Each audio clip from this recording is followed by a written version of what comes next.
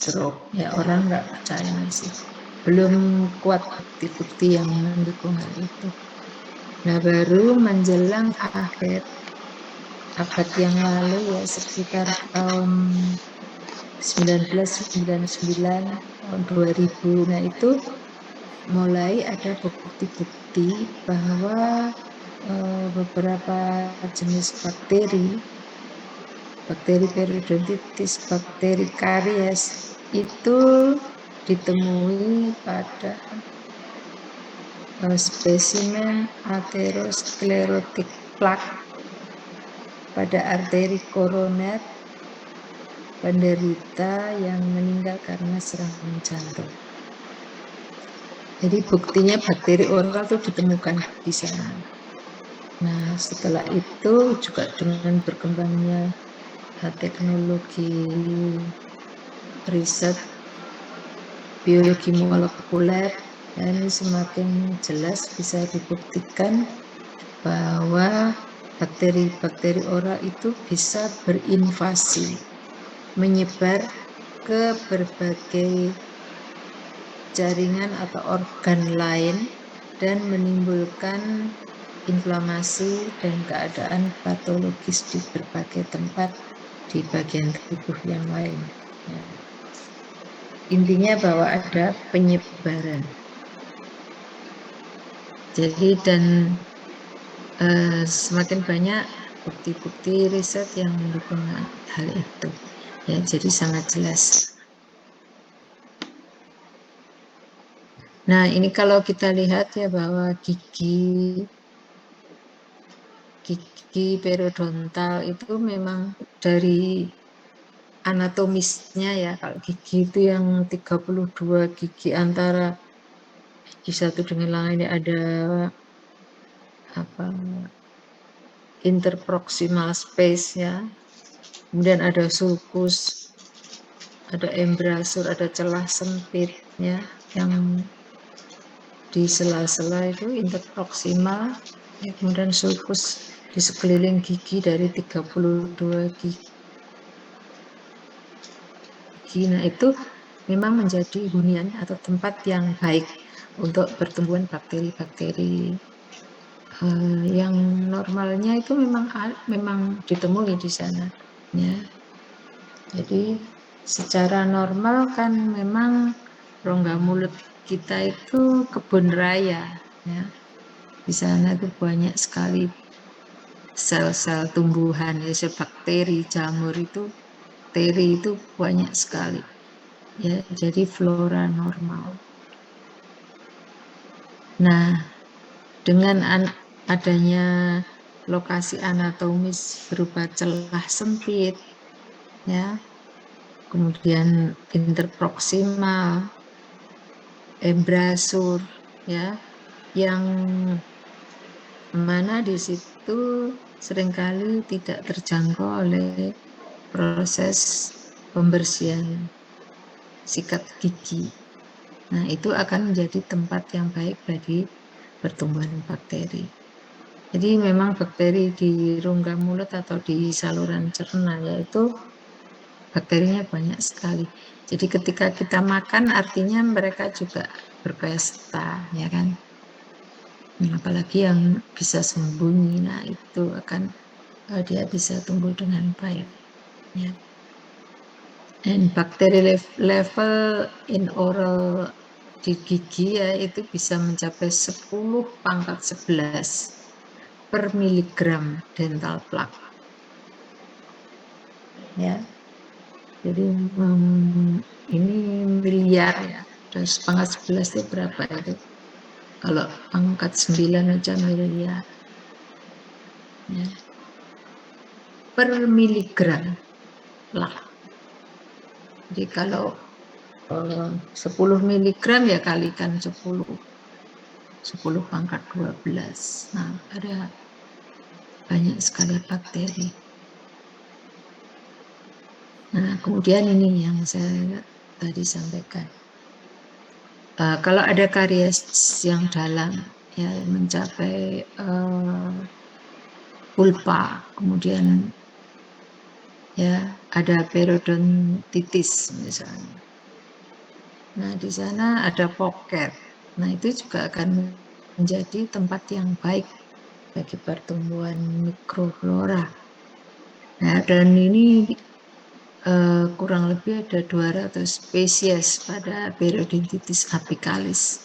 Ya, Periodontitis apicalis itu periodontitis yang disebabkan oleh perluasan dari pulpitis sampai ke apek, menimbulkan periodontitis di sekitar apek. Dan lebih dari 500 spesies pada marginal periodontitis. Ya, jadi periodontitis yang dimulai dari sulcus. Nah, kalau ini kan dari apek, ini dari sulcus, dari margin gingiva. Ya.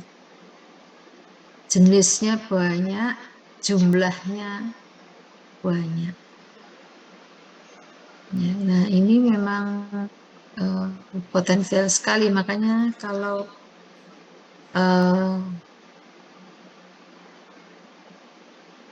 plaknya tidak terkontrol, maka artinya ya pertumbuhan dari bakterinya tidak terkontrol. Disinfections, nah, infeksi ini terutama disebabkan oleh bakteri-bakteri anaerob gram negatif ya. Jadi semakin dalam tempatnya, periodontitis apicalis kan di dalam. Di dalam kan kurang oksigennya. Jadi memang bakteri-bakteri anaerob tuh tumbuh dengan baik di sana. Juga pada pocket yang dalam. Semakin dalam semakin tumbuh dengan baik bakteri-bakteri anaerob. Ya. Bakteri-bakteri gram negatif. Ya. Nah, karena ini seperti periodontitis, apicalis, marginalis. Nah, di sana kan sudah mencapai jaringan ikat ya, di mana pada jaringan ikat kan ada pembuluh darah. Jadi sebenarnya setiap saat bakteri-bakteri ini pun juga akan dia memasuki sirkulasi darah. Jadi sebenarnya kalau orang itu sudah periodontitis, ya sudah ini pulpitis yang sampai periodontitis, itu sebenarnya mereka tuh sudah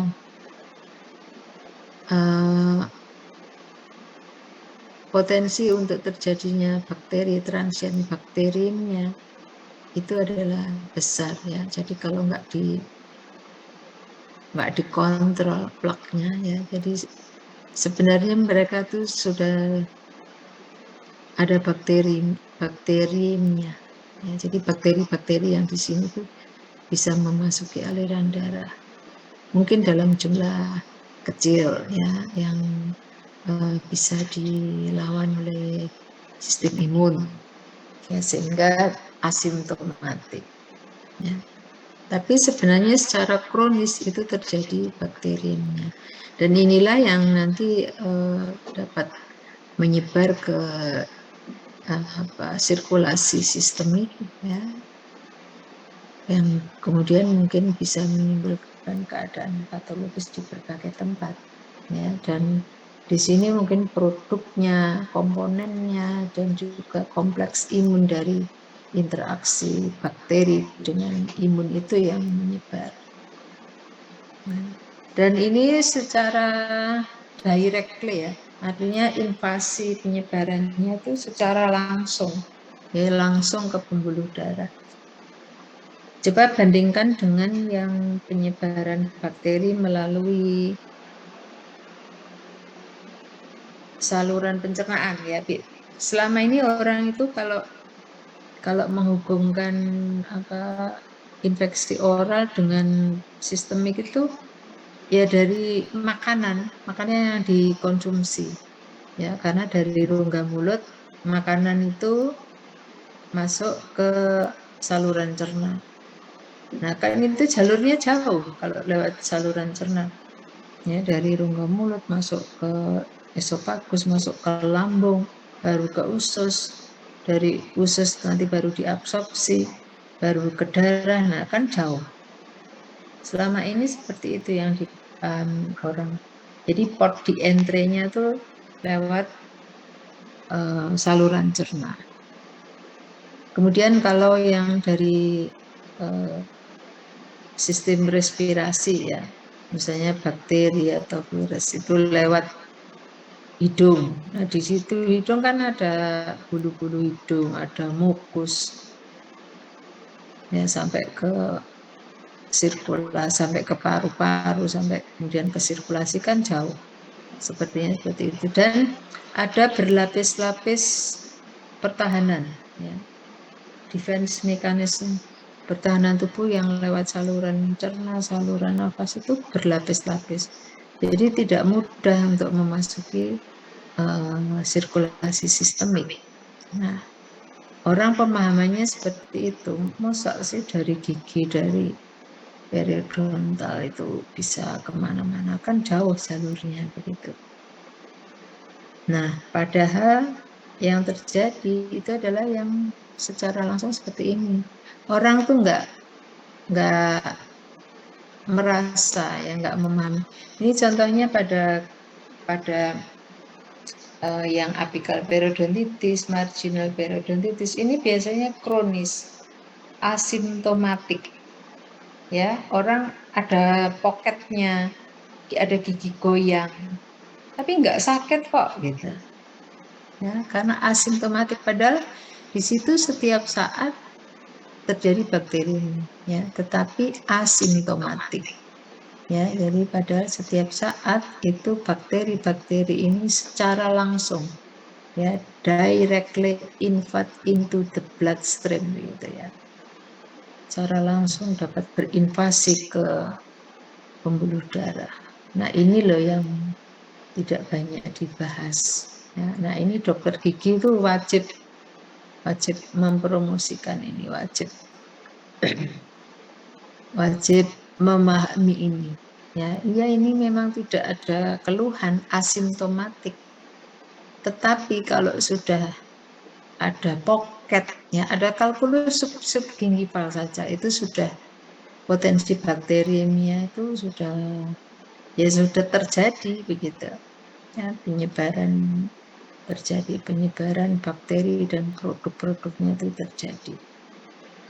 Dan ini memang dulunya nggak banyak dibahas. Coba kalau di textbook mikro itu ya, kita mencari itu port di entry-nya bakteri masuk ke dalam tubuh kita tuh lewat mana? Mungkin lewat kulit, ya, lewat luka apa yang terbuka, lewat mulut, lewat saluran pernapasan atau tempat-tempat lain gitu.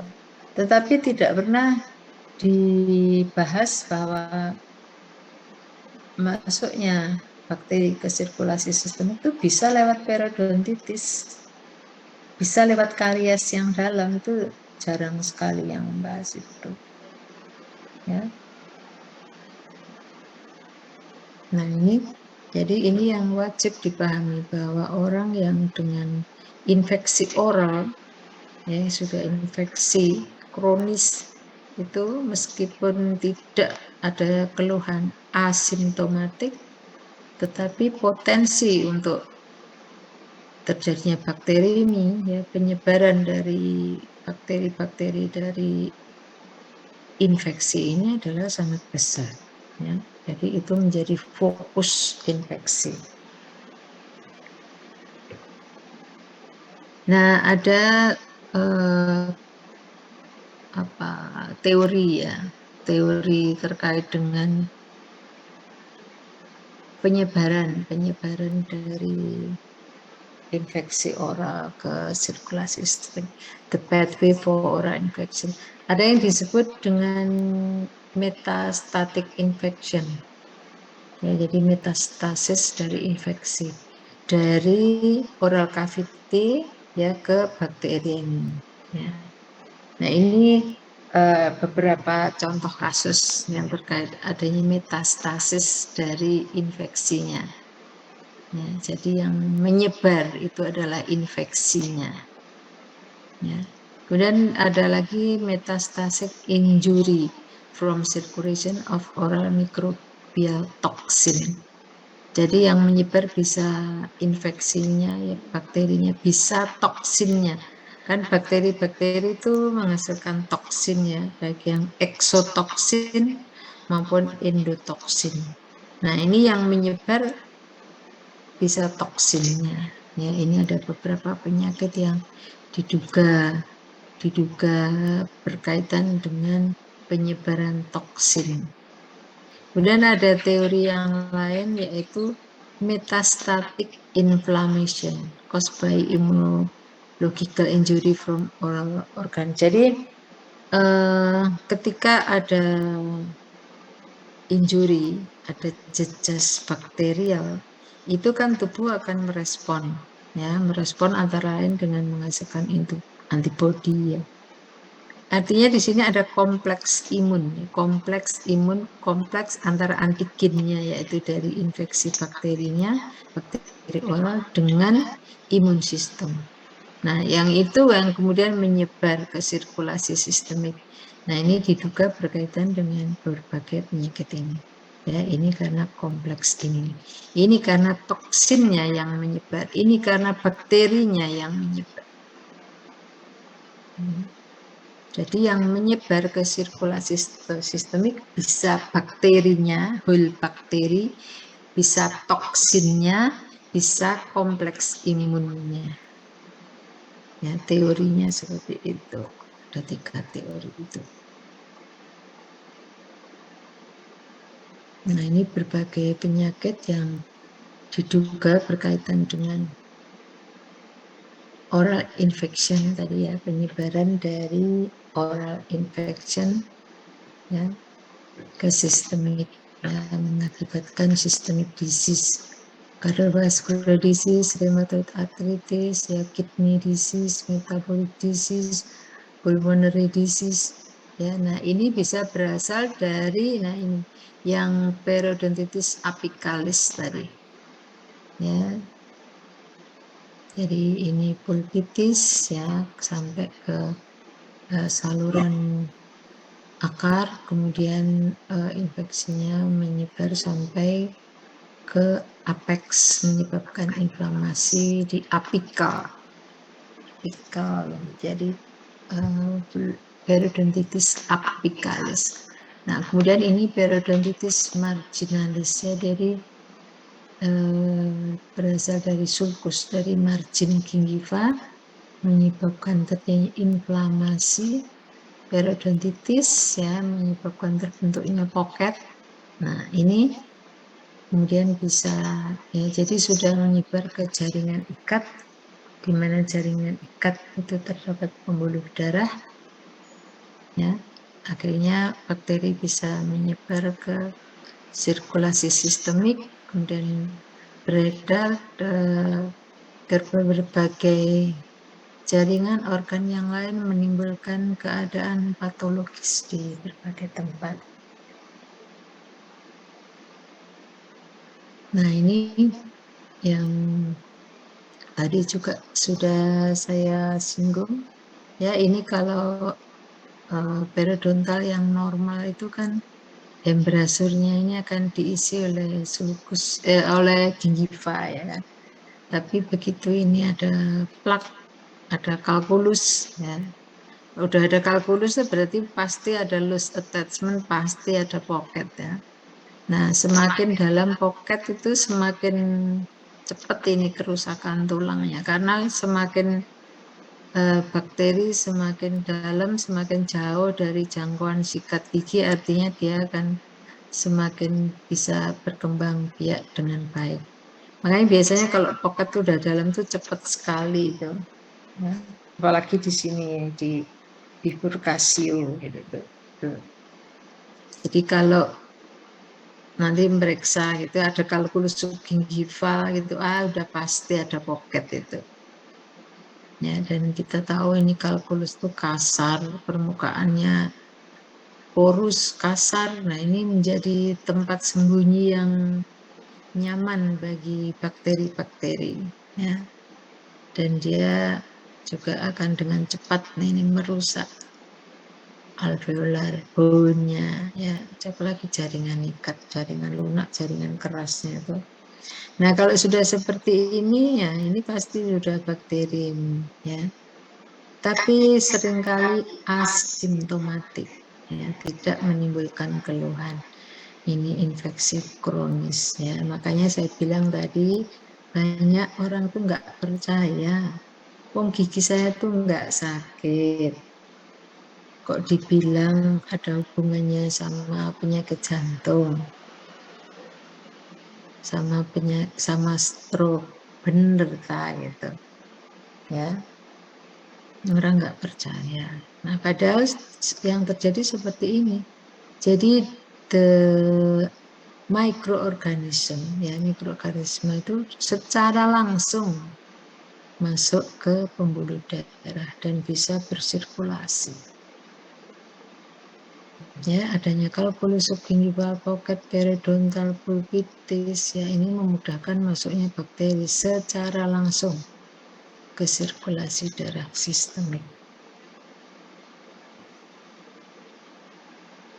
Ya, ini tadi sudah saya singgung. Sekarang tuh bukti-bukti itu banyak, sejak tahun 2000 begitu ada laporan bahwa ini loh bakteri periodontal itu ditemukan di spesimen atherosclerotic plaque pada arteri koroner, ya, penderita yang meninggal karena serangan jantung. Jadi di sana kemudian setelah diambil plaque atheroscleroticnya, ternyata dijumpai bakteri-bakteri periodontal. Yes. Study every possible link. Periodontitis is constant potential source of infection and is considered. Nah, ya, ini salah satu laporan penelitian. Jadi bukti-buktinya itu semakin banyak. Nah, ini sebelumnya tahun 2000 itu sudah dilaporkan, ya. Yang melaporkan itu Harasti tahun 2000, kemudian ini tahun 2005. Ini human atherosclerotic plaque contain viable invasive AA, ya, Actinobacillus actinomycetum comitan dan Porphyromonas gingivalis. Artinya apa? Viable. Jadi hidup, yang masih hidup di sana, di human atherosclerotic plaque. Ya, plaque atherosclerotic koroner, ini di jantung pembuluh darah koroner. Itu teridentifikasi adanya bakteri AA dan bakteri periodontal biji Porphyromonas gingivalis. Ini penelitian secara molekuler, ya, jadi dia mengidentifikasi DNA-nya bakteri itu dan juga spesimen dari sana kemudian ditumbuhkan, itu ternyata hidup, bisa berkembang biak bakterinya gitu. Ya.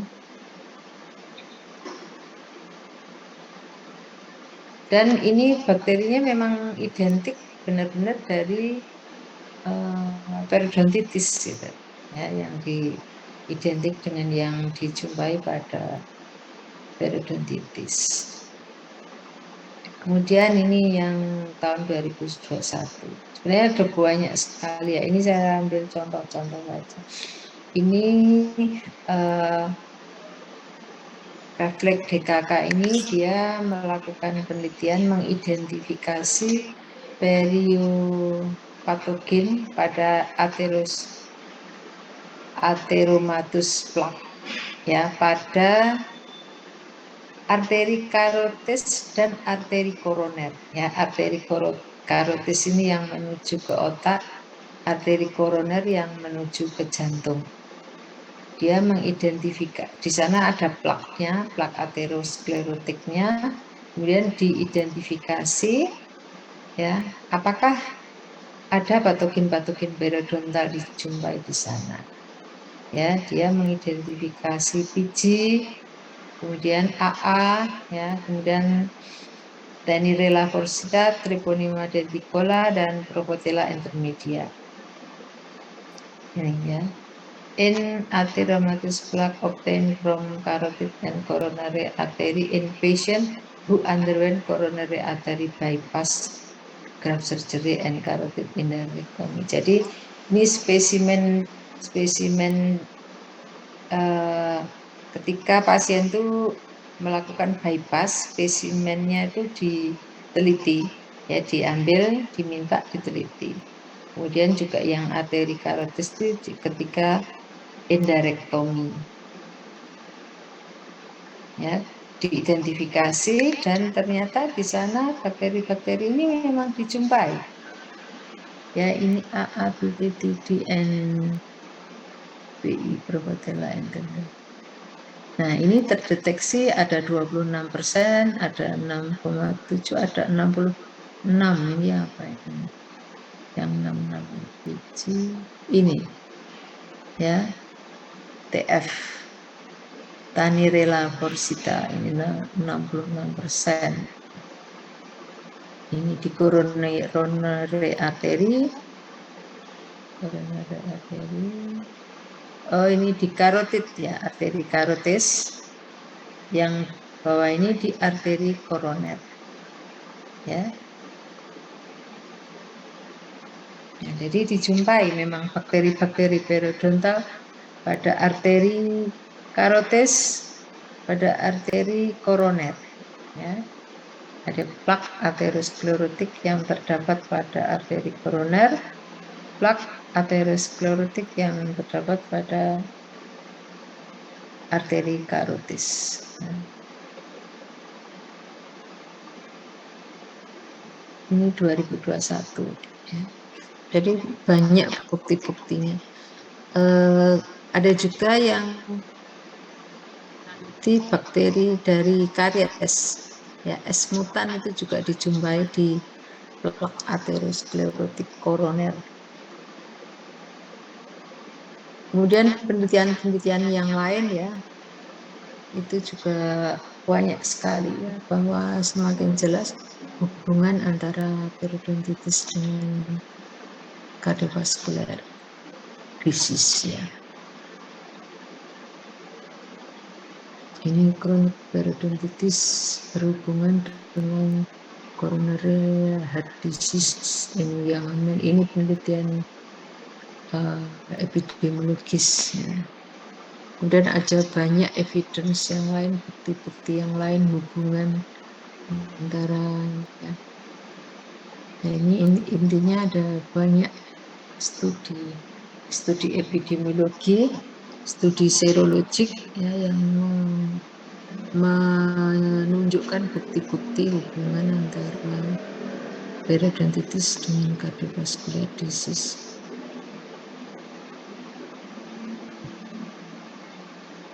Ini juga masih evidence atau bukti-bukti hubungan antara periodontitis dengan cardiovascular disease.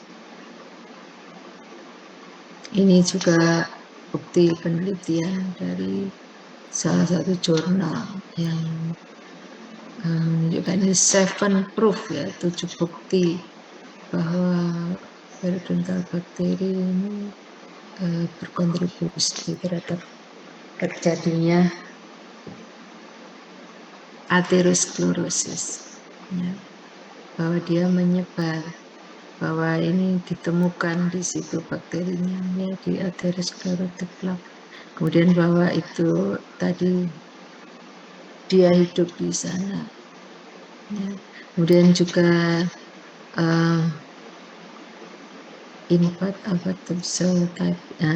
jadi in vitro juga bisa dibuktikan ya, di animal model juga dibuktikan ya.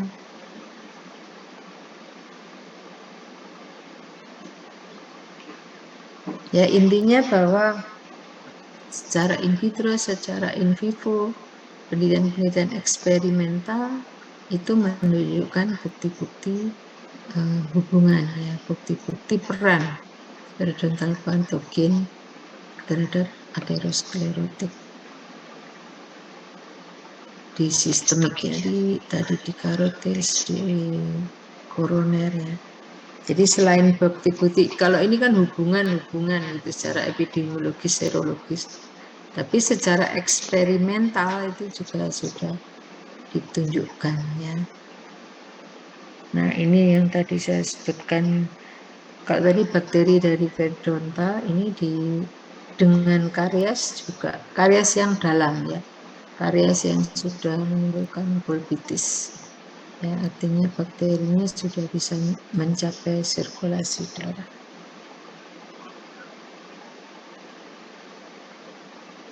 Ya, ini jadi karies juga. The occurrence of dental caries is associated with atherosclerosis. Ini dental health and coronary artery disease. Ya, jadi intinya itu tadi adalah bukti-bukti riset ya antara infeksi oral, ya infeksi dari gigi ya yang karies yang dalam, pulpitis, periodontitis apicalis, dan periodontitis dengan penyakit kardiovaskuler. Ya, bukti-bukti penelitiannya sudah banyak. Nah, kemudian kita akan lihat aterosklerosis itu seperti apa.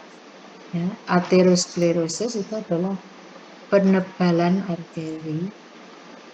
Ya, ini biasanya terjadi pada arteri yang besar dan sedang. Ya. Penebalan ini ditandai oleh adanya akumulasi deposit lipid ya, atau kolesterol, sehingga menimbulkan adanya plak, sehingga disebut dengan aterosklerotik plak ya, karena terjadinya di pembuluh arteri ya. Jadi arteri itu bagian dalam, arteri pembuluh darah itu kan kayak pipa gitu kan. Nah, bagian dalam yang bolongnya itu namanya lumen. Nah, dindingnya ini yang menebal, menjorok ke lumen. Menjorok karena ada deposit akumulasi kolesterol. Nah, itu makanya disebut dengan aterosklerotik plak. Nah, biasanya terjadi pada arteri yang besar dan sedang. Nah, karena tadi ada menjorok ke arah lumen, nah ini bisa mengakibatkan penyempitan dari lumen arteri yang disebut dengan stenosis. Ya, nah, karena arterinya yang menyempit, ya ini bisa menyebabkan gangguan pada aliran darah.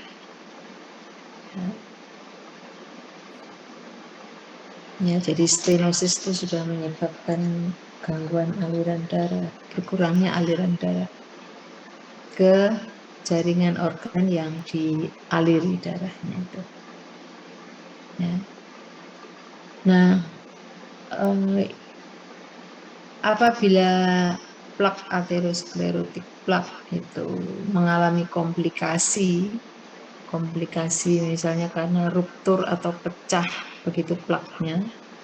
Nah, ruptur ini akan memicu trombosis. Ya, itu saya kira mekanisme homeostasis tubuh kita kalau ada pembuluh darah kita itu mengalami cedera begitu. Nah, pasti kemudian akan terbentuk bekuan yang tujuannya ini sebenarnya untuk menyumbat luka itu supaya tidak banyak darah yang hilang. Nah, tetapi kalau trombosisnya ini akhirnya nggak terjadi di dalam lumen, akhirnya dia akan membuntu lumen, sehingga menyetop ya, atau menghambat aliran darah. Jadi komplikasinya kalau aterosklerotik itu plak itu ruptur, akan terjadi trombosis. Trombosis akhirnya menyumbat pembuluh darah. Apalagi kalau sudah lumennya, stenosisnya itu parah ya, pembuluhnya lumennya jadi sempit begitu, bekuan yang kecil saja itu sudah akan membuntu lumen.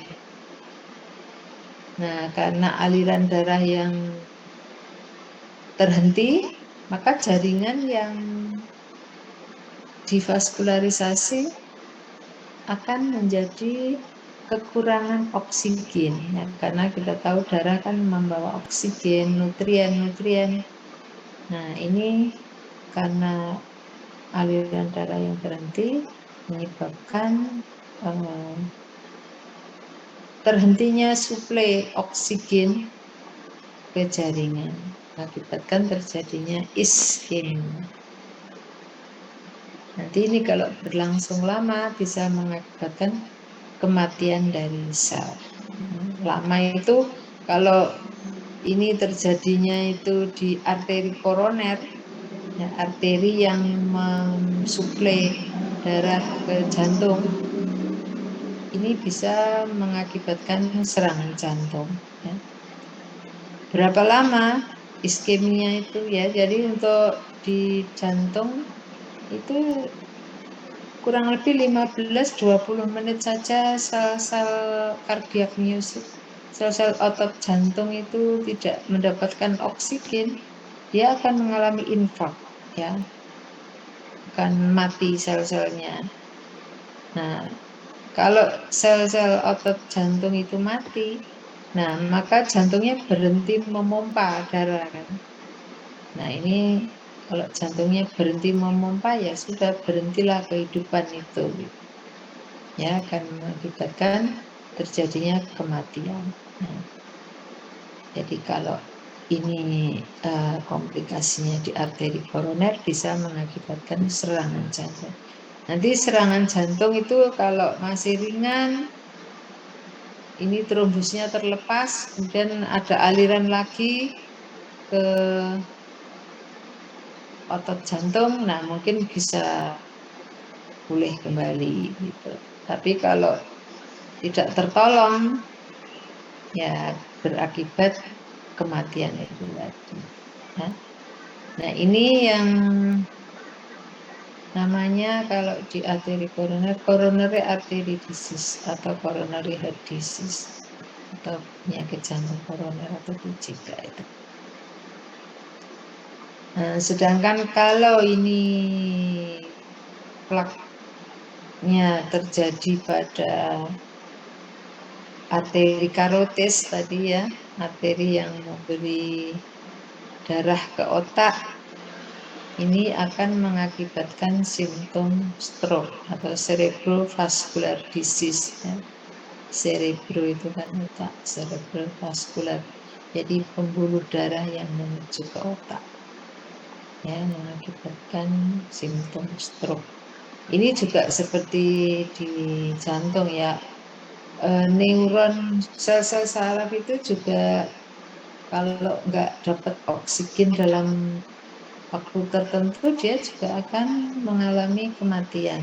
Ya, dan kita tahu kalau neuron itu belum bisa, teknologi sampai sekarang itu belum bisa meregenerasi neuron. Jadi neuron itu umurnya ya seumurnya kita gitu ya. Jadi kalau sel neuron itu mengalami kematian tidak bisa digantikan dengan neuron yang baru. Beda dengan sel kalau di jaringan epitel kita misalnya ini luka cuil gitu kan nanti akan digantikan jaringan yang baru kan. Nah itu sel yang baru ya. Tapi kalau neuron itu sejauh ini itu belum ada teknologi yang bisa regenerasi neuron. Jadi ya sudah, biasanya makanya orang kalau stroke itu biasanya terus ada cacatnya ya. Nanti tergantung neuron yang berada di center apa begitu ya. Nanti kalau stroke tuh makanya manifestasinya tuh juga beda-beda macam-macam. Jadi tergantung di mana lokasinya yang mengalami kerusakan. Nah ini yang gambarnya penebalan arteri. Tadi saya sampaikan bahwa pembuluh darah itu kayak pipa begitu. Ya, tengahnya itu kan bolong. Ini penampang melintangnya, ya ini penampang memanjang seperti ini. Nah, ini kalau ada penebalan plak yang tadi kolesterol tadi, ya. Nah ini akhirnya kan, nah lumennya bolongannya ini yang jadi kecil, ya ada stenosis tadi tadi. Ya, nah ini kalau seperti ini nanti ada bekuan kecil saja dia akan buntu sih. Nah ini gambar juga gambar skematisnya. Nah ada plak di sini lalu lumennya kan di sempit begini. Ya. Ini adalah plak aterosklerotiknya. Nah ini tadi biasanya mengenai arteri ukuran sedang dan besar ya, arteri koroner bisa ke karotis, bisa femuralis, bisa iliaka, ya. Bahkan di aorta bisa. Tapi aorta kan gede ya, jadi relatif gede, dan kalau di aorta itu kan dekat jantung pompanya itu juga besar, tekanan besar, jadi kemungkinan untuk terjadinya ini istilahnya seperti ini oklusi ya. Di oklusi itu bertemu kayak gigi kita, kalau oklusi itu kan atas bawah bertemu gitu kan. Nah ini juga, ini kalau di sini ada plak, ini juga ada plak, nah ini bertemu, ini namanya juga oklusi ya. Jadi ini tebel, sisi sini tebel sehingga oklusi. Nah oklusi seperti ini yang mengakibatkan stenosis parah itu. Nah ini jadi darahnya, aliran tempat mengalirnya itu jadi sempit banget. Ini ada bekuan kecil saja ya sudah buntulah ini gitu. Ya, kalau di sini yang kena ya di sana akhirnya yang mengalami iskemia, nanti kekurangan oksigen, nutrisi ya, sehingga bisa mengalami kematian. Ini jaringan yang di sini. Nah ini memang akan menjadi fatal kalau mengenai organ-organ vital ya, seperti ke jantung, ke otak. Mungkin kalau di kaki ya akhirnya kakinya, tapi orangnya mungkin masih bisa jalan dengan pakai krek gitu. Tapi kalau ke jantung, nah serangan jantung, ke otak, nah ini stroke, nah ini kan bisa fatal, bisa mengancam kehidupan gitu. Nah ini juga gambar lumen tadi, ini kalau yang sehat ya. Jadi pembuluh darah arteri itu seperti ini. Ini ada lumennya lebar, simetris kanan kiri, nanti ini ada endotel. Sementara ini kalau ada plak aterosklerotiknya, nah ini ada tonjolan ke sana, dumbul. Ini isinya adalah kolesterol tadi. Nah ini nanti kalau robek begitu di sini maka akan terbentuk bekuan darah. Bekuan darah ini yang bisa membuntu.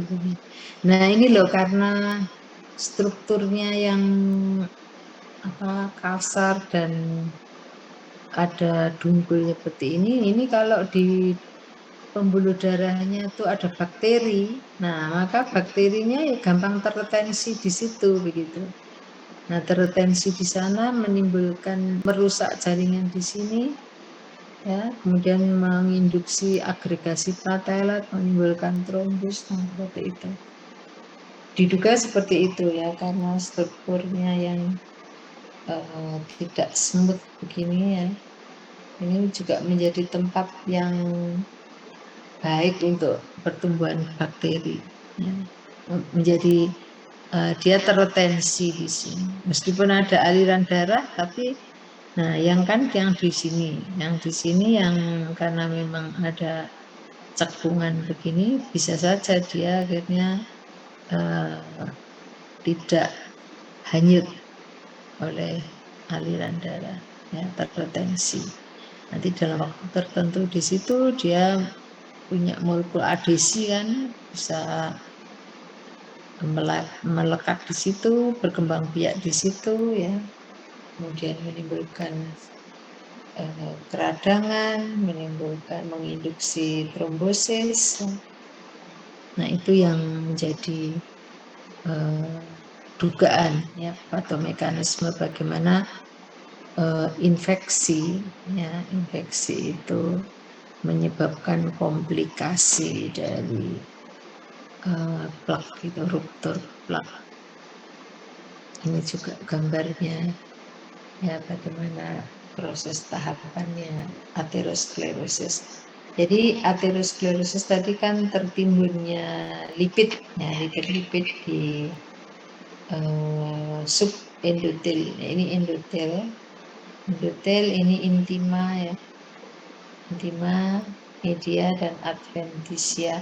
Di situ ada jaringan ikat kan, ada sel-sel atau polos, ada kolagen ya, dan ada pembuluh darahnya juga, ada leukosit, eritrosit, ya, ada fibroblast dan lain-lain. Nah ini diduga ya, atau genesisnya adalah monosit.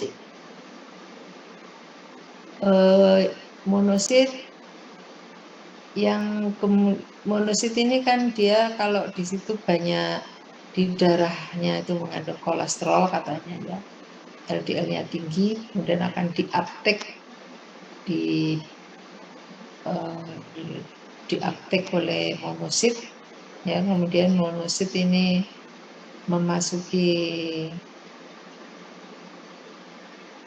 menuju ke subendotel. Nah di sana kemudian dia akan menjadi makrofag, dan karena isinya LDL lemak tadi, dia akan menjadi foam cell. Nah ini lama-lama akan bertambah banyak ya, nah kemudian akhirnya jadilah dungkul seperti ini ya, atherosclerotic plaque. Nah ketika ini mengalami ruptur ya, mungkin karena sesuatu hal mengalami ruptur, nah ini akan terbentuk trombus. Nah, trombus inilah yang dulu memang dikira stenosis, begitu serangan jantung itu karena stenosis. Nah, tapi stenosis itu terbentuknya kan lama gitu ya. Jadi arteri menebal itu lama proses. Sementara orang kalau meninggal serangan jantung itu kan hanya hitungan menit itu, 15-20 menit gitu. Nah itu kemudian konsepnya, oh itu meninggalnya karena lumennya buntu karena trombus karena plaknya yang robek itu. Nah ini baca sendiri nanti patogen. Ini kita menjelaskan gambar itu. Nah ini ya gambarnya yang lipid core. Jadi di dalamnya ada inti lipid, isinya kolesterol tadi. Nah ini diselubungi oleh lapisan tipis itu fibrous cap. Jadi ya, karena kan memang tadi intima, media itu kan ada kolagennya. Nah ini di dalamnya. Jadi di dalamnya tadi, jadi makrofag yang membawa lipid-lipid tadi, kemudian mati lah, lipidnya itu tumpah ke jaringan. Ya sudah, dia akan, kan lipid ini nggak bisa larut ya kan, jadi tertimbun di sana. Nah ini gambaran Ini gambaran mikroskopik dari spesimen yang aterosklerotik plak yang mengalami oklusi tadi ya, oklusi karena adanya trombus. Nah, jadi yang di sini dan di sini tuh bertemu, jadi lubangnya sedikit sekali. Ini yang menyempit ini. Nah, ini kolesterolnya segini. Nah, kemudian berkembang teori patogenesis aterosklerosis, yaitu bahwa aterosklerosis itu merupakan penyakit inflamatori kronis. Jadi terbentuknya plak aterosklerotik itu memang kronis, ya. Artinya pelan-pelan terjadinya. Seperti tadi yang saya ceritakan, dulunya dikira orang meninggal itu karena stenosis, tapi ternyata bukan. Ya, stenosisnya itu memang kronis, inflamatori kronis, iya. Ya, tetapi yang menyebabkan oklusi pembuluh darah itu adalah terbentuknya trombus tadi. Ya, dahulu diduga disebabkan oleh penimbunan lipid. Kini diketahui bahwa aterosklerosis merupakan penyakit inflamatori. Dan kalau tadi tiba-tiba ada sesuatu yang menyebabkan robeknya plak itu, ya, menginduksi terbentuknya trombus. Gitu. Nah, ini pada model hewan aterosklerosis, inflamasi ditemui pada lesi aterosklerosis. Jadi tambah numpuknya plak itu ternyata merupakan respon inflamatori kronis. Ya, plak yang makrofag yang menguptake lipid. Nah, kemudian masuk ke sana, mati di sana, lipidnya tumpah ke jaringan, ya, jadi foam cell, jadi lipid core. Tadi inflamasi. Nah, ini tadi ya inisiasi perkembangannya inflamasi, kemudian komplikasinya, ya, itu kalau ada injury tadi, ya, bisa menimbulkan inflamasi akut, pembentukan trombus. Nah, kemudian juga ini terkait dengan oksidasi lipid. Jadi karena inflamasi itu di sana terjadi proses oksidasi. Nah, lipid yang ada di sana menjadi teroksidasi. Ya, juga ini bisa jadi juga lipid yang dari darah, ya, LDL. Itu kalau terjadi di sana ada inflamasi, di mana inflamasi terjadi oksidasi, ada banyak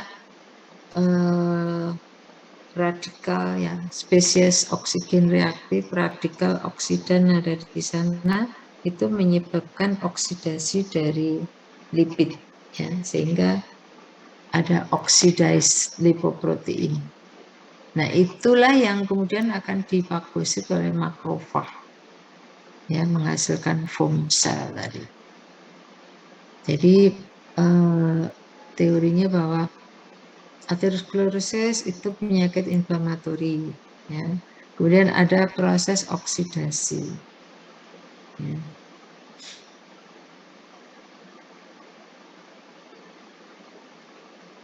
Nah, ini konsep-konsep ini bahwa itu ada melibatkan peran oksidan radikal. Ini dibuktikan bahwa pemberian antioksidan itu dapat menghambat perkembangan aterosklerosis. Ya.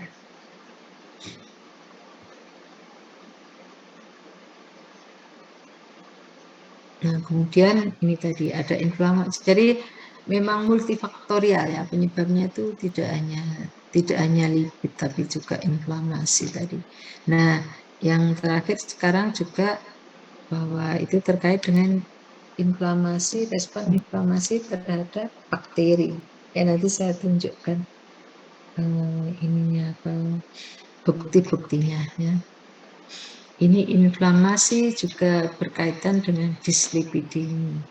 Ya, juga terjadi inflamasi itu juga menyebabkan gangguan metabolisme lipid yang mengakibatkan terjadinya dislipidemia, ya, lipid yang tidak normal di dalam darah. Ya, lipid di dalam darah kita tahu bahwa dia dalam bentuk lipoprotein, ya. Ada VLDL, ada LDL, ya. Nah, ini ternyata bukti-bukti juga semakin menunjukkan perannya dari lipid, ya. Nah, kemudian lipid yang teroksidasi tadi. Jadi kalau LDL itu yang dikenal sebagai kolesterol jahat gitu ya, karena dia membawa kolesterol ke jaringan. Nah, tetapi HDL itu kolesterol baik karena dia memproteksi. Jadi dia mentransport, membuang kolesterol dari darah. Ya. Kemudian dapat mentransport enzim antioksidan HDL itu ternyata, ya, sehingga dia dikatakan kalau HDL itu malah memproteksi, tapi kalau LDL, VLDL itu yang menyebabkan potensi terjadinya aterosklerosis tadi, penimbunan lemak-lemak itu di dalam pembuluh darah. Nah, kemudian komplikasi dari aterosklerosis tadi sudah saya singgung, ya. Kalau aterosklerosis itu sebenarnya asimptomatik, ya, jadi adanya penimbunan, ada stenosis, stenosis penyempitan pembuluh darah itu kalau masih belum parah itu masih asimptomatik, ya. Nah, kita aja ini seumur kalian, apalagi seumur saya, itu sebenarnya pembuluh darahnya itu pun juga sudah tidak lagi mulus begitu, ya. Barangkali sudah ada plak-plaknya, apalagi yang LDL-nya tinggi misalnya, yang profil lipid darahnya itu ada hiperlipid. Nah, ini kemungkinan sudah pembuluh darahnya itu sudah banyak plak-plaknya gitu. Tapi tidak dirasa, ya, belum menimbulkan tanda gejala. Ya. Nah, aterosklerosis itu akan menimbulkan manifestasi klinis, ya, ada tanda-tanda klinisnya apabila mengalami komplikasi, ya. Mungkin karena aterosklerotik plaknya mengalami robek, ruptur, kemudian menginduksi trombosis. Trombosis ini membuntu lumen, menyebabkan iskemia. Nah, ini baru muncullah simptom, ya, manifestasi klinis. Kalau itu tadi terjadi pada arteri koroner, dia akan mengakibatkan terjadinya serangan jantung.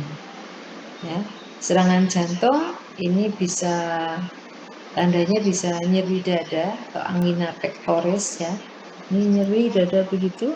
Nah, kalau nyeri dada, angina pectoris nanti masih kemungkinan bisa kembali kalau itu segera bisa tertolong, ya. Mungkin ada bekuan. Biasanya kadang kan dipakai batuk, malah dipakai batuk, gitu, disuruh batuk kalau yang seperti itu. Atau nanti ada kalau segera tertolong, ya, ada pertolongan khusus. Nah, ini nanti bisa bekuan darah itu bisa terlepas, ya. Nah, ini ada aliran darah lagi ke kardiak myosit, ya, mungkin nanti bisa pulih lagi. Nah, jadi nggak sampai infark. Tetapi kalau itu terjadinya itu lama tidak sehingga mengakibatkan infark miokard, ya, kematian dari sel-sel otot jantung, itu bisa mengakibatkan manifestasi infark miokardial akut. Nah, ini mungkin orangnya sudah pingsan atau, ya, bukan hanya nyeri dada, mungkin sudah pingsan. Nah, ini juga kalau tidak tertolong ya kemudian bisa menyebabkan kematian begitu. Ya, jadi artinya kalau sudah muncul tanda klinis, nah itu sudah ada komplikasi pada aterosklerotik plaknya. Ya. Jadi aterosklerosis koroner yang sudah mengalami komplikasi, ya maka akan menimbulkan manifestasi serangan jantung atau sindrom koroner akut atau SKA atau acute coronary syndrome. Ya, itu bisa angina pectoris, bisa infak miokardial akut, bisa sudden death. Ya. Biasanya disebut dengan SKA ya, sindrom koroner akut atau ACS begitu. Komplikasi yang lain apabila aterosklerosisnya itu di arteri karotis, ya, arteri yang mensuplai darah ke otak, ya, ruptur, kemudian trombosis, membuntu lumennya, mengakibatkan iskemia dan gangguan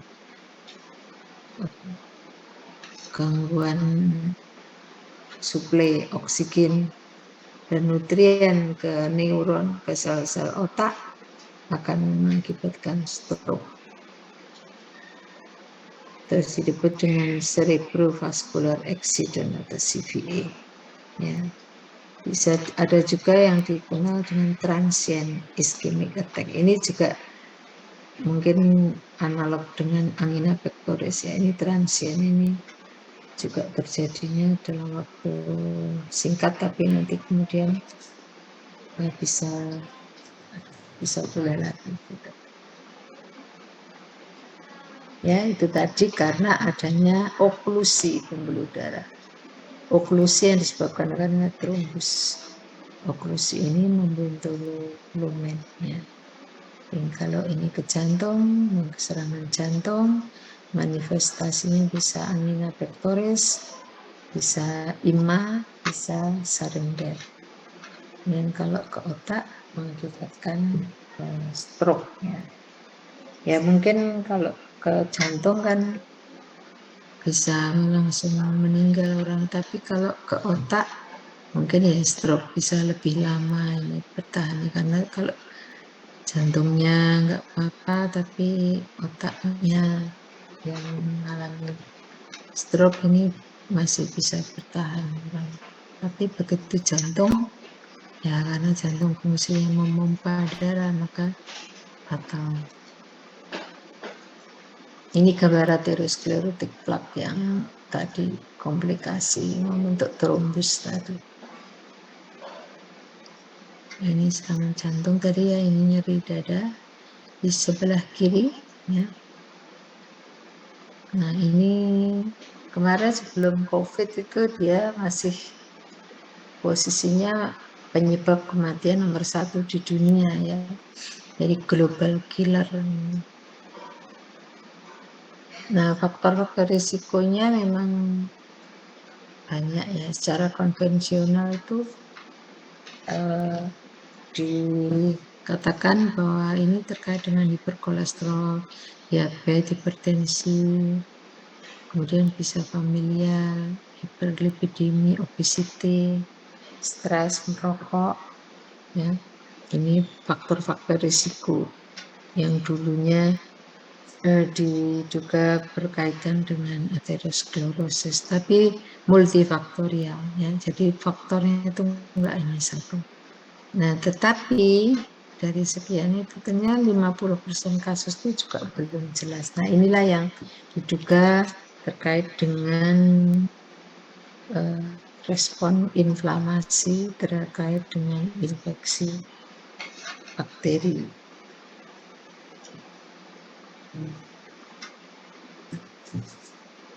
Serangan jantung atau heart attack ya, atau infak miokardial, ini terjadinya kematian otot jantung yang disebabkan oleh penyumbatan secara tiba-tiba arteri koroner oleh trombus. Arteri koroner, arteri yang memasuk darah dan oksigen ke jantung. Nah ini contohnya Ya, kalau di sininya yang kena, nah ini area di sini akan mengalami kematian sel-sel kardiak myositnya. Ya. Ini disebabkan karena adanya oklusi pembuluh darah karena stenosis. Di sini plak aterosklerotik yang mengalami komplikasi terbentuk trombus sehingga membuntu aliran darah. Ya, ini juga gambarnya aterosklerosis. Nah, trombus oklusif ya, tadi oklusi ya, jadi kan trombus yang membuntu kan tadi menyebabkan iskemia dan infark miokard. Ya. Nah, ini tanda-tandanya nanti bisa angina pectoris, bisa unstable angina ya, infark miokardal akut ya.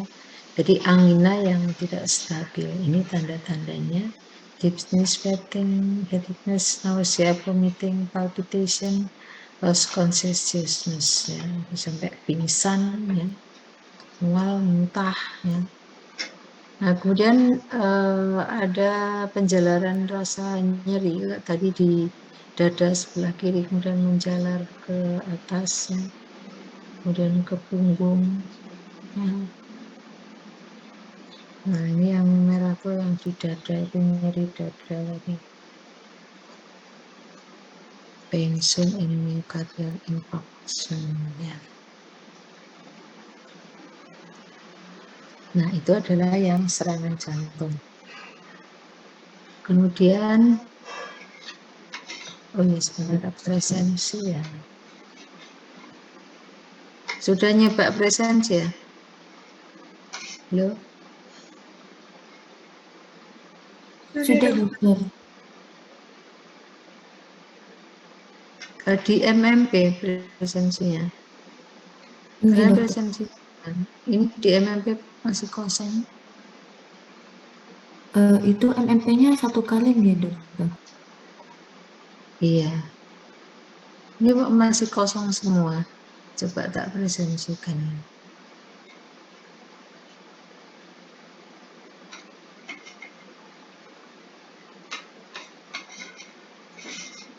Ini sudah bilangnya terrecord. Sudah terrecord 22 orang. Ini Puji Tiara ada ya? Ada ya, dokter? Ada ya. Iya, dokter, ada. Kemudian Devita ada ya? Devita ada apa enggak? Iya, dokter, hadir. Hadir. Hadir, dokter. Ya. Nah, di sini tuh sudah tertulis self recorded, tapi enggak muncul biru tuh loh. Muncul 23. So next.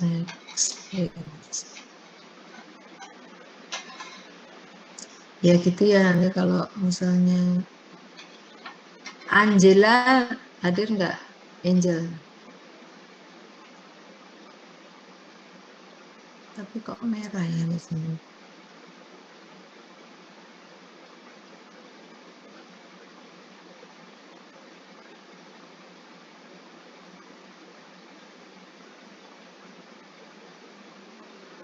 Ya nanti tak ceknya lagi.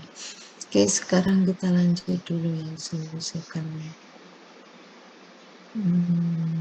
Mana tadi?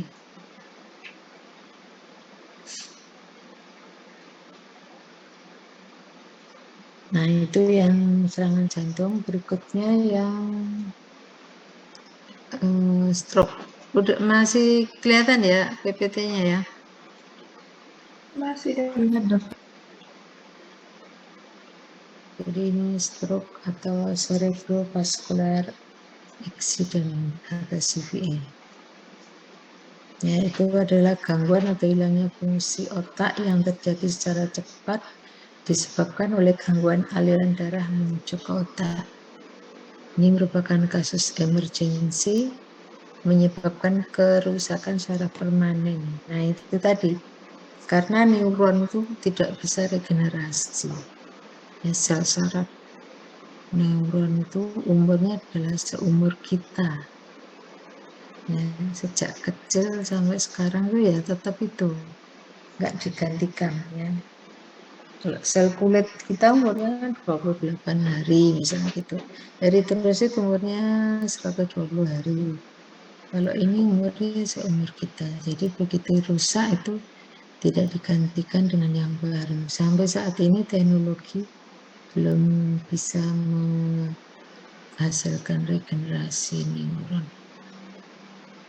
Nah, ini dapat menyebabkan kematian juga kalau terjadi parah.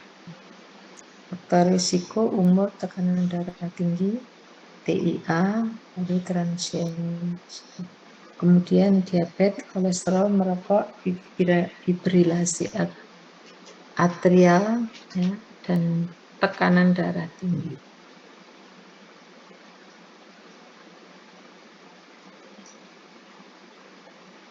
Nah, ini klasifikasinya. Stroke itu ada stroke yang iskemik, ada hemoragik. Iskemik itu apabila terjadi penyumbatan. Nah, ini tadi atherosclerotic plaque menyebabkan stenosis, kemudian nanti ada komplikasi menyebabkan terbentuknya trombus di dalam pembuluh.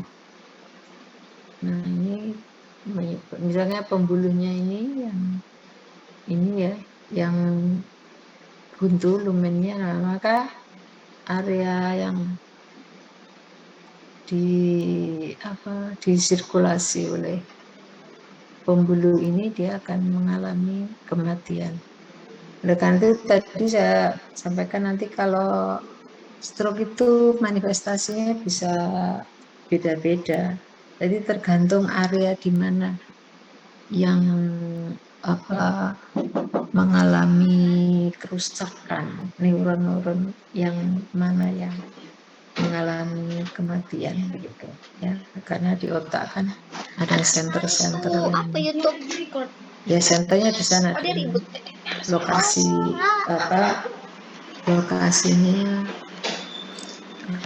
center itu sudah ada lokasi-lokasi tertentu begitu. Ya, ini yang seperti ini disebut dengan ischemic stroke, ya, penyumbatan di dalam lumen. Ada yang disebut dengan hemorrhagic stroke, ya, stroke karena pecahnya pembuluh darah. Nah, ini yang terutama tadi karena tekanan darah tinggi. Jadi pembuluh darah otak itu kan kecil-kecil ya, lembut-lembut begitu. Kalau tekanan darah itu terlalu tinggi, nah ini bisa mengakibatkan pecah pembuluh darahnya. Nah, karena pecah, darahnya membeku di banyak tempat. Nah, ini karena bekuan darah ini yang kemudian menghambat ya suplai darah juga.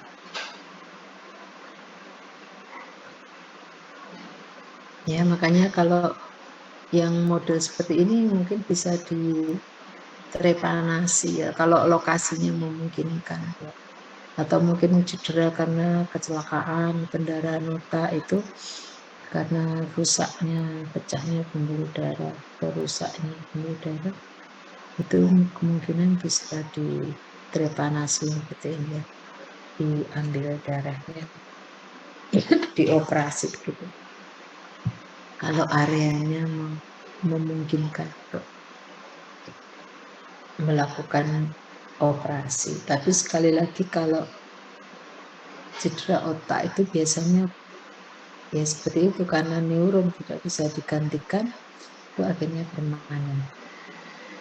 Nah, itu dokter Por kan dulu yang tipe ini dia stroke hemoragik itu karena hipertensi, pembuluh darahnya pecah ya, ada bekuan darah, ya cuma kecil, cuma diameternya itu, tapi ada beberapa tempat begitu. Nah, kebetulan Di situ tuh di center-center ada motorik, ya motorik, kemudian ada dekat situ ada keseimbangan, terus ada apa lagi gitu.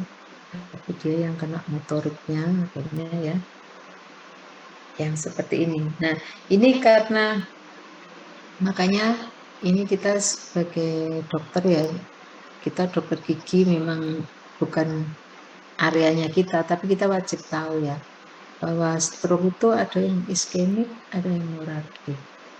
Kalau iskemik itu di dalam pembuluh. Ya, ini biasanya kalau karena trombus yang di dalam pembuluh itu biasanya diberi antikoagulan. Jadi untuk supaya trombusnya itu pecah begitu. Ya. Nah, berbeda dengan di sini. Kalau di sini diberi antikoagulan ya malah darahnya malah apa? Pecah kemana-mana begitu. Ya. Nah, di sini ini biasanya diimobilisasi orangnya harus diem gitu supaya ini beku. Dulu dokter pun juga gitu, beku, diem gitu, terus nanti biar diresorpsi oleh tubuhnya kurang lebih 2 minggu. Itu udah bekuan darahnya itu kalau kecil ya, kecil bisa diresorpsi, tapi kalau besar ya nggak bisa, mungkin harus diambil itu tadi. Ya, maksud saya kita wajib tahu jangan menggeneralisasi stroke. Ya, karena stroke itu ada yang iskemik, ada yang hemoragik. Jadi kalau misalnya kita pas tahu atau orang di sekitar kita pas kena stroke, sebaiknya ya segera bawa aja ke rumah sakit. Ya, jangan kita apa ya kasarannya sok tahu begitu, daripada ya nanti tujuannya membantu tapi belum tentu membantu, malah menimbulkan hal yang tidak apa tidak positif, kan malah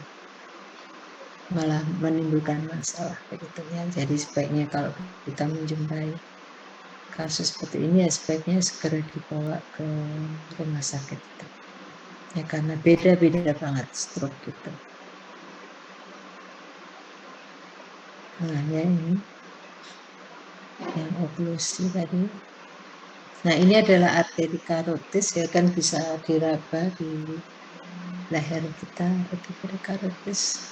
Dan nanti juga tergantung di mana ya lokasinya,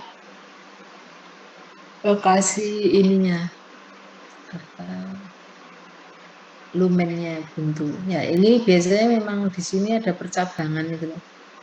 Nah, percabangan ini daerah yang seringkali berisiko karena percabangan biasanya aliran darahnya kan melambat begitu. Nah, lambat itu meretensi bahan-bahan tertentu di sini, lipid. Nah, ini bisa mengakibatkan itu tadi bentuknya plak.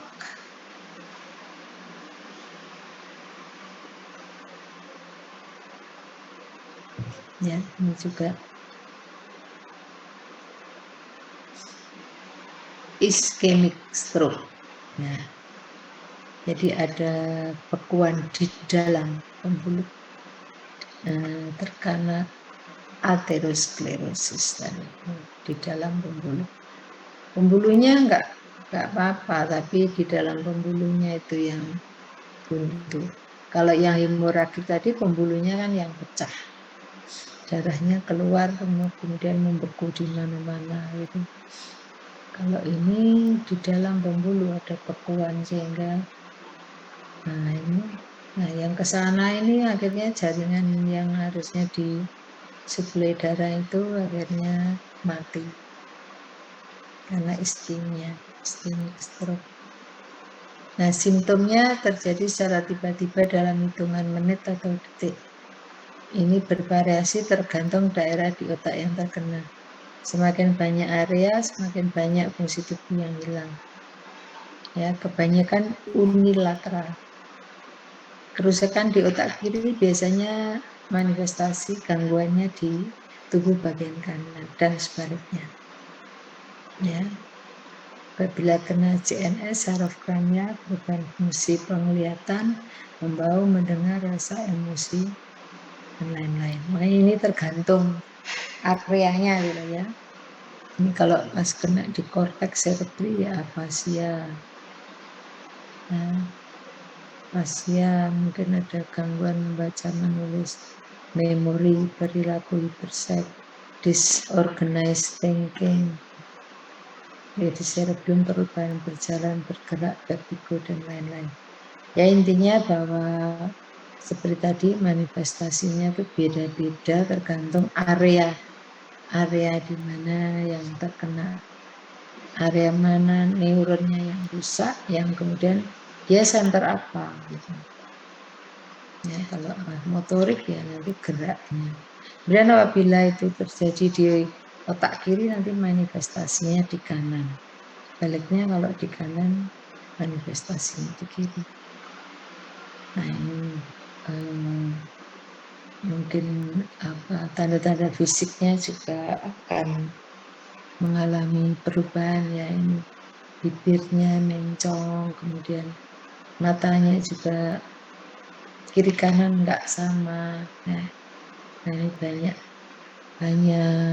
gejala tanda, sekali lagi tergantung manifestasi, tergantung center yang mengalami kerusakan.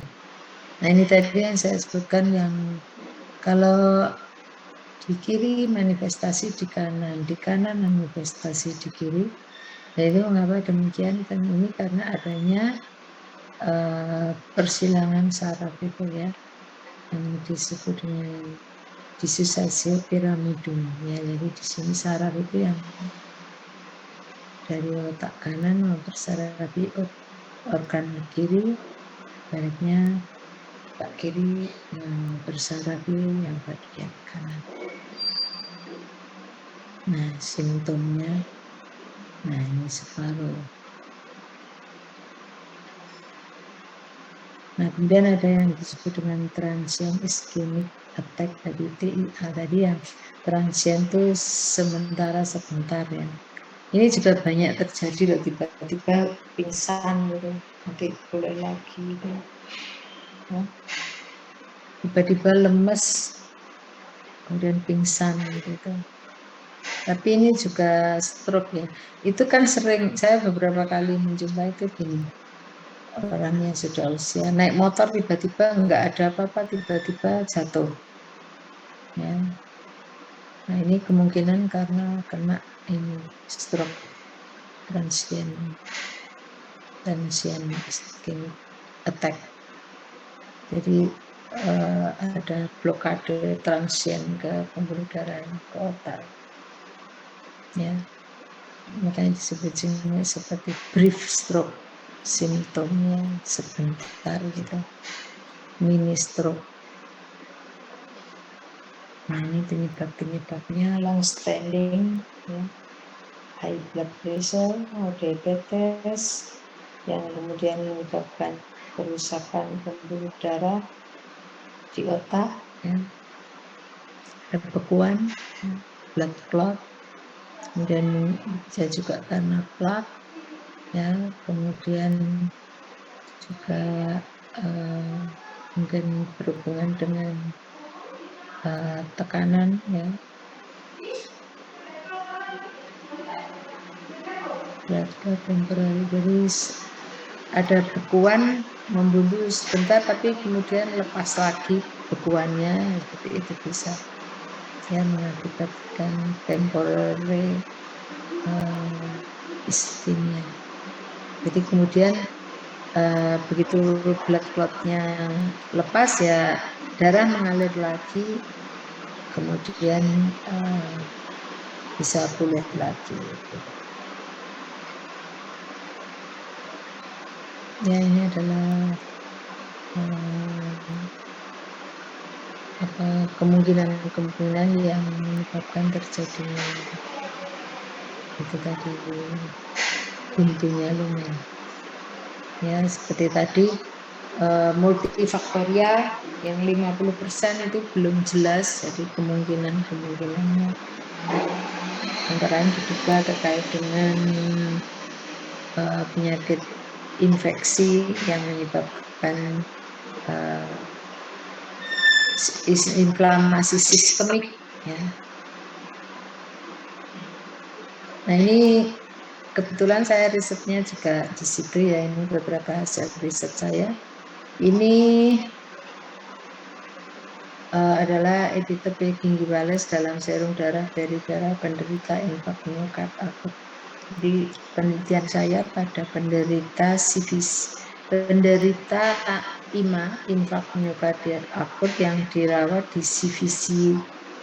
Ya, kemudian darahnya kita ambil, kita uji antibodi terhadap gingivalis. Ternyata, nah ini band-band ini menunjukkan ini adanya antibodi terhadap gingivalis. Jadi kebetulan waktu itu saya ada 23 pasien, itu semuanya menunjukkan adanya epitope gingivalis dalam darahnya. Ya, dari situ ada hubungan kemungkinan. Nah, kemudian untuk mekanismenya saya pelajari di tikus. Ya, di tikus ini di tikus yang dibuat periodontitis. Kemudian kita uji, kita lihat di arteri koroner. Ya, nah ini arteri koronernya udah bentuknya itu kayak gini. Bentuknya tidak lagi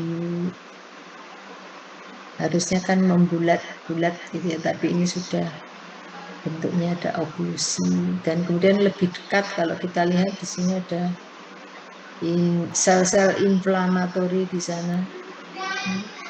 Nah ini lebih jelas lagi ya, ada leukosit di sana. Kemudian ini, nah ini ada ruptur dari plak. Ini kan plaknya ini. Ada bentukan plak, ini ada ruptur. Nah ini juga aterosklorosisnya. Nah ini hampir oklusi ya, ini ada bekuan darah di sana ya, ada sel-sel leukosit. Ini arteri koronernya tikus ya. Jadi saya penelitiannya di tikus, diinjeksi dengan periodontitis, kemudian setelah sebulan itu tikus dikorbankan, kemudian jantungnya diambil, kemudian dipotong melintang di arteri koronernya tikus. Kemudian kita cat, kemudian diamati penampang melintangnya. Ini bentuknya udah nggak karu-karuan, bentuknya kayak gini. Ada yang ini juga ada plaknya. Sudah ada penebalan seperti ini pada penebalan aterosklerotik plak pada arteri koronernya. Nah ini juga sudah saya publikasi. Ada ateroma, ada stenosis, ada sel inflamasi, ada denudasi endotel, ya. Ini endotelnya yang terlepas tadi, ada disintegrasi kolagen. Nah ini dan penelitian saya yang lain, kopi ya. Ternyata tikus yang diberi kopi itu pembuluh, kemudian diinduksi dengan periodontitis tadi, ini kopi itu memproteksi ya, ini pembuluhnya bagus gitu, lumennya lebar, kemudian enggak, relatif tidak ada plaknya. Nah ini yang diberi kopi, kemudian ini kolagennya juga tebal, jadi enggak gampang merusak ya. Ini yang tikus diberi kopi, yang itu tadi yang tidak diberi kopi, ini kayak gini bentuknya.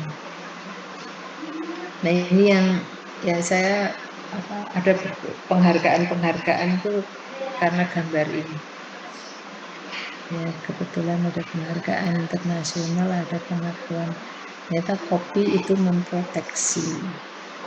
Nah ini kalau saya ininya penjelasannya karena antioksidannya ya, menghambat pembentukan radikal tadi, pembentukan oksidasi lipidnya berkurang, kemudian juga inflamasinya juga berkurang, pembentukan gasnya berkurang, sehingga juga ini kolagennya juga terpelihara dengan baik ya.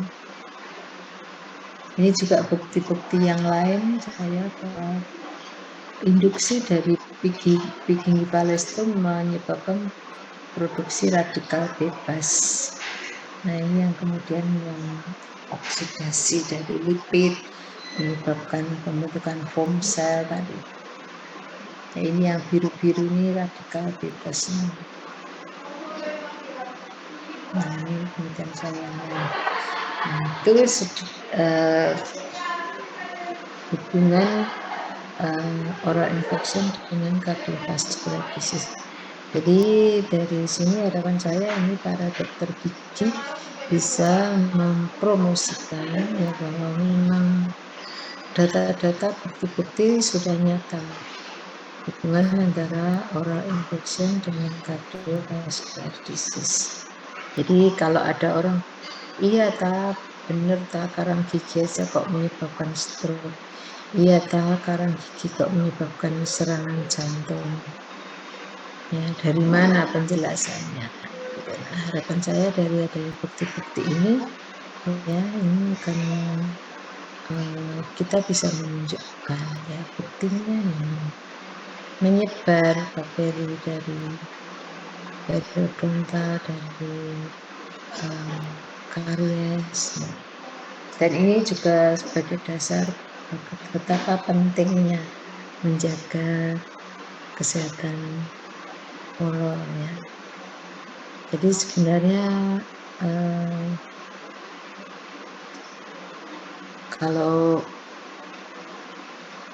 ini kalau saya bilang ya bahwa berbagai penyakit di organ tubuh lain itu bisa jadi penyebab utamanya adalah karenanya infeksi oral. Seperti tadi infeksi oral itu enggak harus yang parah-parah begitu ya.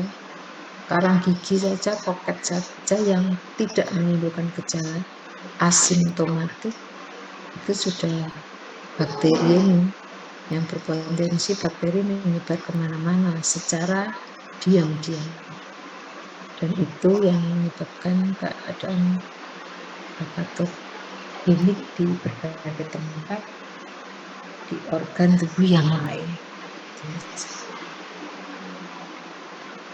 Oke, ada yang ingin didiskusikan atau ada pertanyaan, silahkan.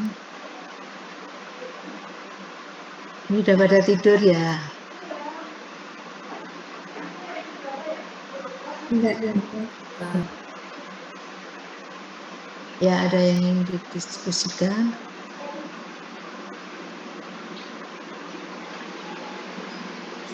Jadi kalau yang mau penelitian skripsi tadi masih sangat terbuka ya, karena ini masih banyak yang bisa diteliti.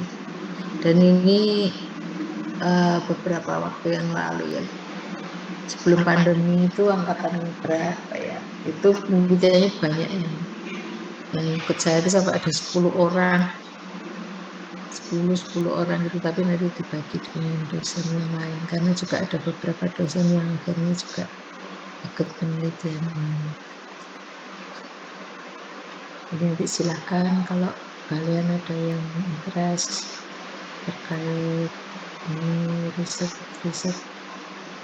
hepatitis kardiovaskular, dan saya kopi sekarang ini juga welcome ya. Oke, karena sudah mengantuk, saya tutup ya. Selamat malam. Salam sehat untuk semuanya. Selamat malam, dokter. Salam, Terima kasih dokter. Selamat malam dokter. Sehat selalu dokter. Terima kasih dokter. Sehat selalu. Oke. See you later.